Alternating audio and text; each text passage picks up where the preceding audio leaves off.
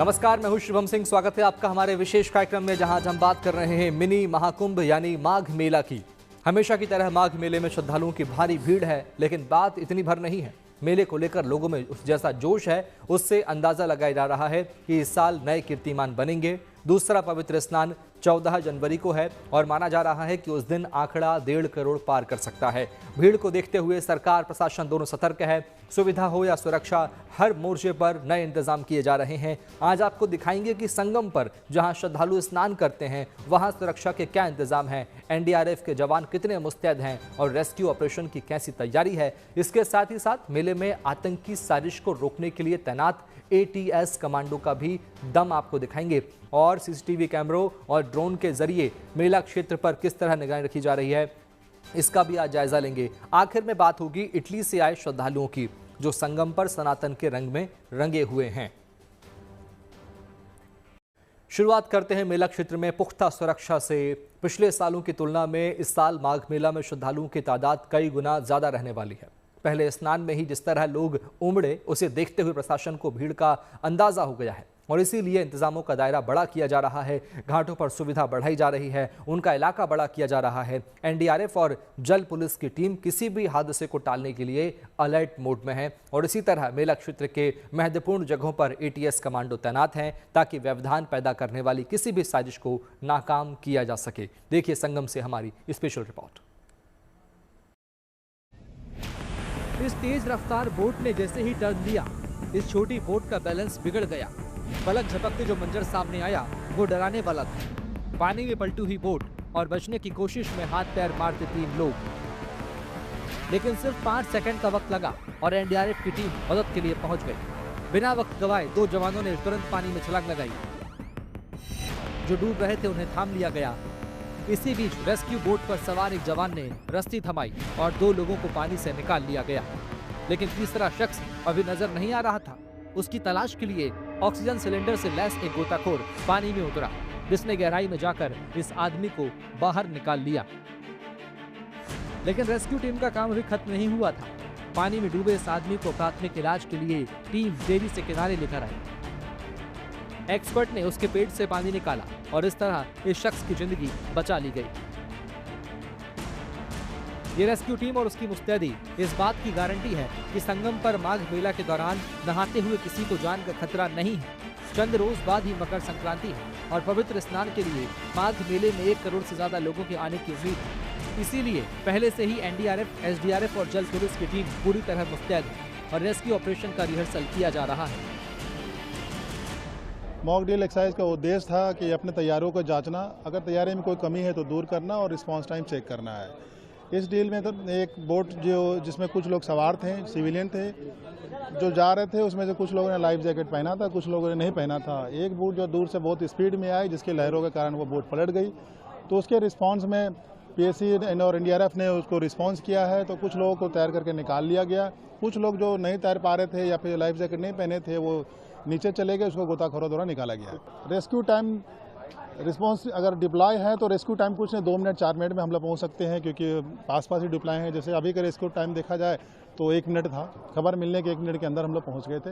तो उस पर डिपेंड करता है कि डिप्लॉय कहाँ है और कितनी दूरी में डिस्टेंस हम लोग प्लेस किया गया है। Prem Kumar Paswan, deputy commandant 11 NDRF. Magh मेले में श्रद्धालुओं की उमड़ी भीड़ आस्था का नया कीर्तिमान रच रही है। मेले के पहले ही दिन 30 लाख से ज्यादा लोग आए। प्रशासन को अंदाजा हो चुका है कि संगम पर इससे भी ज्यादा लोग आने वाले हैं। उम्मीद की जा रही है कि मकर संक्रांति पर 1.5 करोड़ और मौनी अमावस्या पर 3 से 5 करोड़ श्रद्धालु आ सकते हैं। इसलिए तैयारी भी इसी हिसाब से की जा रही है। झूसी साइड में 1 किलोमीटर का अतिरिक्त घाट बनाया जा रहा है। स्नान घाटों पर डीप वाटर बैरिकेडिंग, नेट और जल पुलिस के साथ ही डीप डाइवर्स तैनात किए गए हैं। इसके अलावा संगम नोज के इलाके को भी बढ़ाया जा रहा है, ताकि भीड़ आने पर संगम नोज पर ज्यादा से ज्यादा लोग स्नान कर सकें और अफरा तफरी ना मचे। साथ ही श्रद्धालुओं के नहाने के दौरान घाटों पर जमा सिल्ट को पोकलेन और जेसीबी मशीनों से लगातार हटाया जा रहा है। पिछले साल के महाकुंभ की तरह ही माघ मेला भी दिव्य और भव्य है। कई मायनों में 26 का माघ मेला ऐतिहासिक माना जा रहा है। इसीलिए संगम पर नहाने के लिए देश के कोने कोने से लोग आ रहे हैं। मकर संक्रांति और मौनी अमावस्या पर तो भीड़ बेहिसाब होगी, इसीलिए सुरक्षा पर सबसे ज्यादा फोकस है।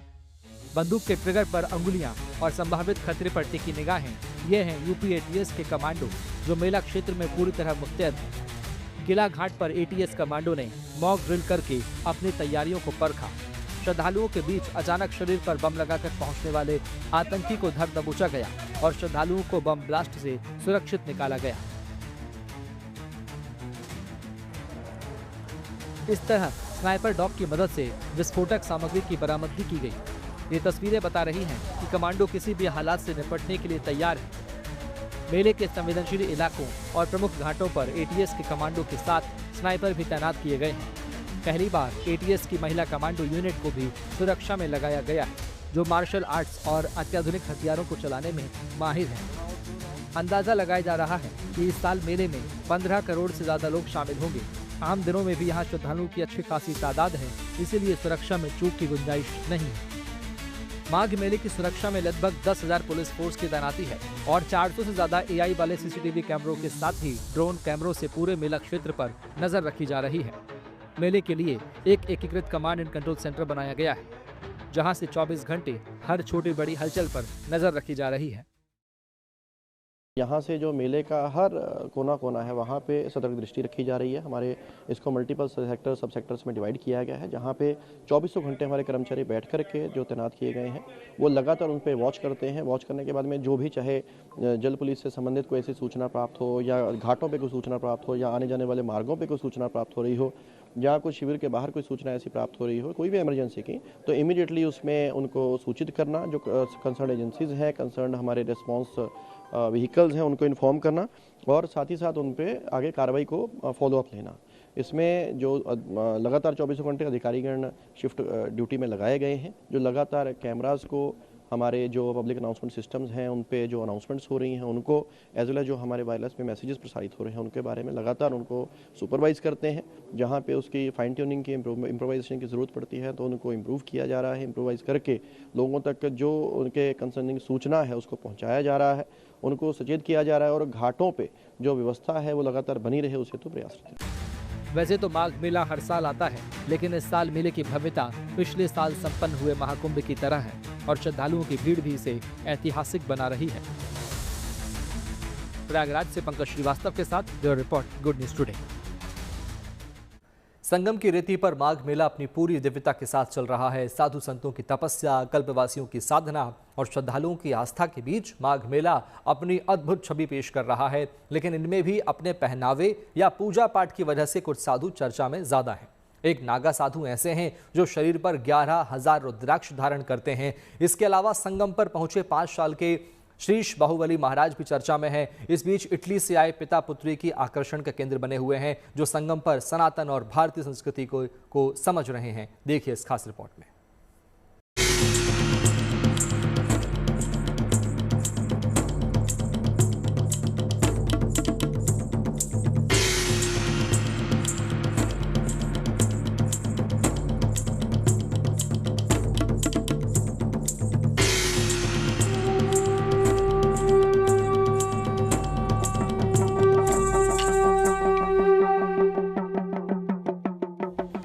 प्रयागराज में आस्था ने एक बार फिर अपना विराट स्वरूप दिखाना शुरू कर दिया है।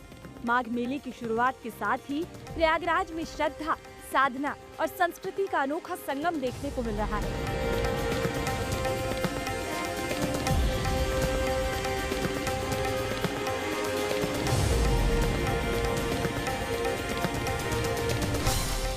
दूर दराज से आए साधु संत, कल्पवासी और श्रद्धालु यहाँ आध्यात्मिक ऊर्जा का अनुभव कर रहे हैं। गंगा, यमुना और अदृश्य सरस्वती के तट पर बसे इस मेले में हर चेहरा किसी न किसी खोज में दिखाई दे रहा है।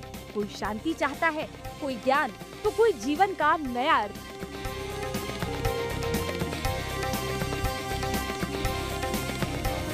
माघ मेले की खास बात ये है कि यहाँ आस्था की कोई सीमा नहीं। सनातन परंपरा का यही स्वरूप अब देश तक सीमित नहीं रहा है, बल्कि विदेशों तक अपना असर दिखा रहा है। जय श्री राम, जय श्री राम। सनातन because it's a place where I can। ये एक ऐसी जगह है जहाँ मैं शांति से ध्यान कर सकती हूँ और खुद को बेहतर बना सकती हूँ। मुझे यहाँ सभी लोगों से मिलना अच्छा लगता है। ये एक बहुत पवित्र और धार्मिक स्थान है। मुझे ये जगह बहुत पसंद है। हाँ, मैं सनातनी हूँ। ये मेरे बाबा जी हैं। बाबा जी का आशीर्वाद है। हम भारत पहली बार नहीं आए हैं। हम 3 बार भारत आ चुके हैं। पहली बार हमने राजस्थान में आगरा, जयपुर, जोधपुर, नागपुर और रणथंभौर देखा। इस साल हम फिर वाराणसी से आए हैं। मुझे भारत बहुत अच्छा लगता है। Prayagraj, and this year Prayagraj and then Varanasi again. You love in India. I love India. No, it's beautiful. And you're welcome to Italy, of course. Italy से आए एक पिता और उनकी बेटी संगम तट पर पहुंचे। दोनों ने साधु संतों के शिविरों में बैठकर योग, ध्यान और आध्यात्म से जुड़ी गहरी जानकारी ली। संतों के सानिध्य में बिताए गए इन पलों ने उन्हें भीतर तक छू लिया। इटली से आई लुक्रेजिया अपने पिता के साथ लगातार अलग अलग अखाड़ों और साधना स्थलों पर जा रही हैं। वो सवाल पूछ रही हैं, जीवन के अर्थ को समझने की कोशिश कर रही हैं और सनातन दर्शन की विविधता से प्रभावित नजर आ रही हैं। Jai Shri Ram. जय श्री राम। हाँ, क्योंकि भारत दुनिया के सबसे अच्छे देशों में से एक है। यहाँ सभी लोग एकजुट हैं और पूरी दुनिया को भी भारत की तरह एकजुट होना चाहिए। भारत जैसा एक होना पूरी दुनिया को सीखना चाहिए। मुझे यहाँ की सभी संस्कृतियाँ बहुत पसंद है। यहाँ का धर्म बहुत सुंदर है। अलग अलग धर्मों का एक साथ आना बहुत सुंदर लगता है। आप माघ मेला क्यों पसंद करते हैं? क्योंकि माघ मेले में आप भारत का सच्चा दिल देख सकते हैं, आप सच्चा धर्म देख सकते हैं, आप भारत के असली रंग देख सकते हैं। बाबा के साथ रहना एक अविश्वसनीय और अद्भुत अनुभव है। प्रयागराज में मनमौजी राम बाबा, जो कई वर्षों से माघ मेला और कुंभ से जुड़े हुए हैं, बताते हैं कि हर साल अनेक विदेशी उनके पास आते हैं, साधना, नियम और जीवन मूल्यों को समझते हैं। इनका मानना है कि जो हमारे भारत में कुंभ पड़ता है या सनातन धर्म है, ये क्या है, इसको जानने के बाद में उन्होंने मुझसे शिष्य बन करके हमें गुरु बना करके और सनातन धर्म को अपने यहाँ जा करके बढ़ावा देते हैं, बताते हैं सनातन धर्म में क्या दया है, सनातन धर्म का क्या कर्तव्य है। जितना हम बताते हैं वो ये सब बच्चे आकर के अपने यहाँ बताते हैं। इटली है, अमेरिका है या जर्मनी है, पेरिस है, सब आते हैं हमारे पास। पीछे बैग में फोटो लगी हुई है। इटली से आई ये पिता पुत्री की जोड़ी अब मूल सिद्धांतों को समझकर अपने देश लौटने की तैयारी में है। वे वहाँ लोगों को भारतीय दर्शन, आध्यात्मिक सोच और नैतिक मूल्यों की जानकारी देंगे। मेले के दौरान दोनों को जय श्री राम और सनातन धर्म की जय का उद्घोष करते हुए खुशी से भरे चेहरे के साथ देखा गया। जय श्री राम। जय श्री राम। संगम तट पर एक और अद्भुत दृश्य लोगों को आकर्षित कर रहा है। सिर्फ 5 साल के शीश बाहुबली महाराज माघ मेले में पहुंचे हैं। बाल अवस्था में ही धार्मिक ज्ञान और श्लोक पाठ से लोगों को हैरान करने वाले शीश बाहुबली ने गंगा माँ की पूजा अर्चना भी की। यहाँ योगी जी ने खाने की अच्छी व्यवस्था की है, स्नान की अच्छी व्यवस्था की है, नाव की अच्छी व्यवस्था की है। और पूरा मेला भी अच्छा है। हाँ, क्या क्या देखा आपने? बहुत कुछ, खाने पीने की व्यवस्था भी है यहाँ। अच्छा, कोई श्लोक आपको आता है? बढ़िया। हम आर्यभट्ट की संतान है, हम सुन बताने वाले हैं, हम आयुर्वेद और योगा का ज्ञान सिखाने वाले हैं। हम आदि गुरु, हम आदि संघ, हम आदि शंकराचार्य हैं, जिसमें सारी सृष्टि जन्मी। हम उन ब्रह्मा की चिंगारी है, हम वेद पुराणों के ज्ञाता, हम अक्षर के आराधक हैं। हम ज्योतिष खगोल ज्ञानी, हम संत के साधक हैं, महावीर के अनुयायी, गौतम का दर्शन है, अर्जुन का गालिब, सदा माधव का चक्र सुदर्शन है। हम कला पुजारी, उत्सव धर्मी, होली और दिवाली है, जो देवों के सर पर चढ़ती हम वो पूजा की।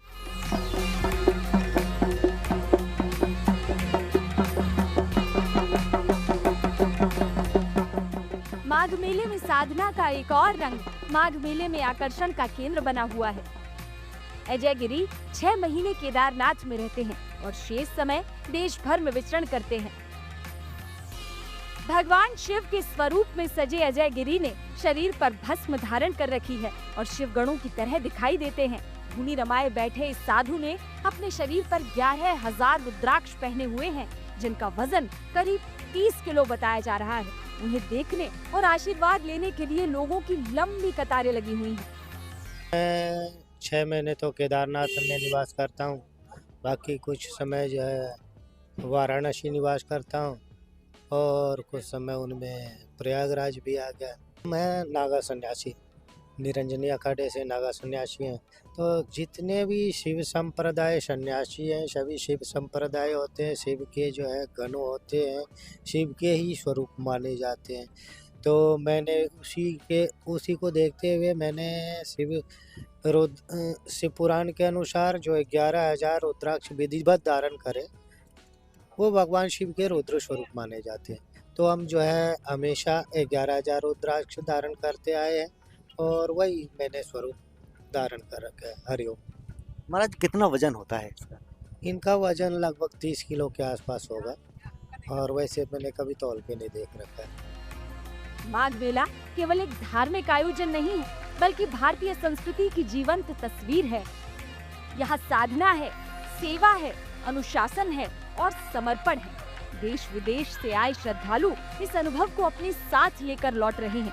संगम की ये भूमि एक बार फिर साबित कर रही है कि सनातन परंपरा समय से परे है और इसकी रोशनी पूरी दुनिया को दिशा देने में सक्षम है।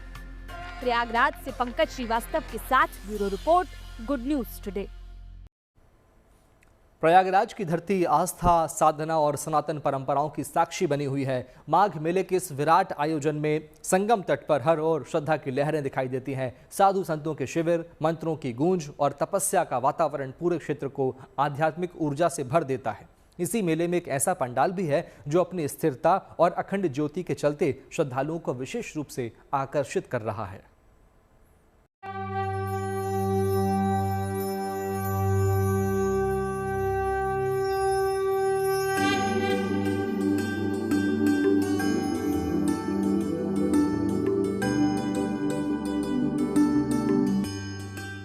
प्रयागराज में ठंडी हवा, गंगा यमुना की लहरें और मंत्रों की गूंज यही माघ मेले की पहचान है। हर साल ये मेला एक अस्थायी नगर बनकर उभरता है, जहां साधना, सेवा और सनातन परंपरा साथ साथ चलती है। इसी विराट आयोजन के बीच एक स्थान ऐसा भी है जो न केवल ध्यान खींचता है, बल्कि मन को ठहरने पर मजबूर कर देता है। झूसी पुल के नीचे ये पंडाल भीड़, शोर और बदलते ढांचों के बीच स्थिरता का प्रतीक बन चुका है। ये पंडाल देवरहा बाबा की परंपरा से जुड़ा है और इसका संचालन उनके शिष्य महंत रामदास करते हैं। माघ मेला हो या महाकुंभ, जहां अधिकतर शिविर कुछ दिनों बाद हट जाते हैं, वहीं ये पंडाल पूरे साल यहीं रहता है। बरसात के दिनों में जब संगम क्षेत्र का बड़ा हिस्सा जलमग्न हो जाता है, तब भी ये ढांचा अपनी जगह अडिग रहता है। इस आश्रम की विशेष पहचान है इसकी लगभग 20 फीट ऊंची कुटिया। इसी कुटिया के भीतर देवरहा बाबा की स्मृति और भगवान का छोटा मंदिर स्थापित है। कुटिया के पास ही वो नजारा है जो हर आने वाले को चौंका देता है। 4 मंजिला इमारत जितनी ऊंचाई पर जलती एक अखंड ज्योति, ये लौ पिछले 20 वर्षों से लगातार प्रज्वलित है। ना कोई छूता है, ना नियमित पूजा की जाती है। इसकी संरचना इस तरह बनाई गई है कि अग्नि बिना रुकावट जलते रहती है। ये दीप देश की शांति, समृद्धि और कल्याण की भावना के साथ प्रज्वलित किया गया था। तब से लेकर आज तक ये ज्योति बिना थमे जल रही है। दिन हो या रात, सर्दी हो या गर्मी, बारिश हो या तेज हवा, इस लौ की निरंतरता बनी रहती है। यह जो आश्रम है, यह भारतीय ऋषि परंपरा का आश्रम है। प्राचीन समय में हमारे ऋषि महात्मा जो है नदी के किनारे कैसे झोपड़ी में रहा करते थे, यह उसका भी दर्शन करवाता है। इसको देख करके आपको अपने अतीत के गौरवशाली ऋषि परंपरा की अनुभूति होती है। झूसी क्षेत्र में जहां अन्य पंडालों में लाउड स्पीकर, भीड़ और हलचल रहती है, वहीं यहाँ एक अलग शांति मिलती है। लोग कुछ देर बैठते हैं, अखंड ज्योति को निहारते हैं और मन हल्का करके लौटते हैं। 4 मंजिला ऊंची अखंड ज्योति, 2 दशक की निरंतर साधना, देवरहा बाबा की विरासत, ये तीनों मिलकर इस पंडाल को सिर्फ एक ढांचा नहीं बल्कि एक जीवन कथा बना देते हैं। ये कथा हर साल नए श्रद्धालुओं को अपनी ओर खींचती है और पुराने विश्वास को और भी मजबूत करती है। संगम की रेत पर खड़ा ये पंडाल बताता है कि सच्ची आस्था वही है जो समय के साथ और गहरी होती जाती है। प्रयागराज से आनंद राज के साथ bureau report, good news today. माघ मेले पर हमारी इस खास पेशकश में इतना ही। बाकी अच्छी खबरों के लिए आप देखते रहिए गुड न्यूज टुडे, क्योंकि अच्छी खबरों का सिलसिला यहाँ कभी नहीं थमता। नमस्कार।